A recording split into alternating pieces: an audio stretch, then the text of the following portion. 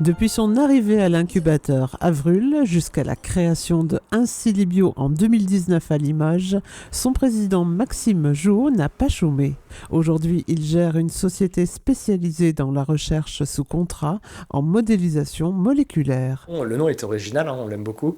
Quand on fait de l'expérimentation sur les animaux, on parle d'expérimentation in vivo. Quand on fait de l'expérimentation sur les cellules dans des tubes à essai, on parle de in vitro. Et l'alternative numérique que l'on pratique, nous, à Insilibio, c'est l'in silico, dans la silice.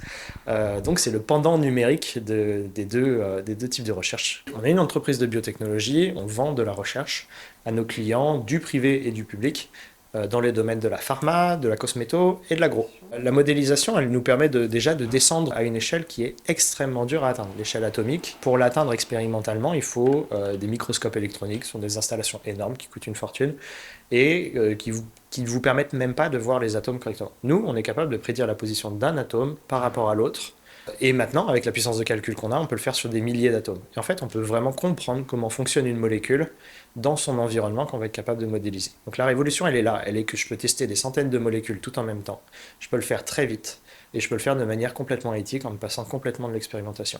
Alors je dis complètement, le but c'est de ne pas remplacer complètement l'expérimentation, mais quand mes clients viennent me voir, ils me donnent tout un pool de molécules, et moi je vais leur dire, c'est ces deux-là qui fonctionnent bien, allez-y, testez juste ces deux-là. Et donc derrière, ils font à la fois des économies de temps, d'argent, et puis bien sûr un petit peu moins d'expérimentation, ce qui est pour le mieux. Insilibio emploie une équipe de 8 personnes et poursuit son développement au sein d'Ester Technopole.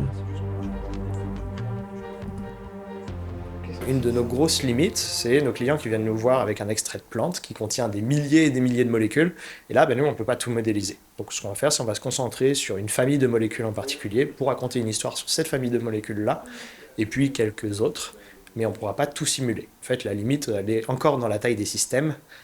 Pour l'instant, on peut modéliser que des petits bouts de cellules, que des petits bouts de membranes. On n'est pas encore sur des organes ou des organismes. Et la notion environnementale, elle est dans la réduction du nombre de tests. Soyons honnêtes, un laboratoire qui doit fonctionner, c'est beaucoup de déchets, c'est beaucoup d'énergie aussi, et puis c'est de temps en temps des modèles animaux.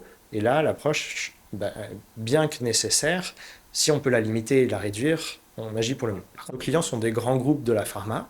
On travaille aujourd'hui, par exemple, pour le leader des excipients à l'échelle mondiale.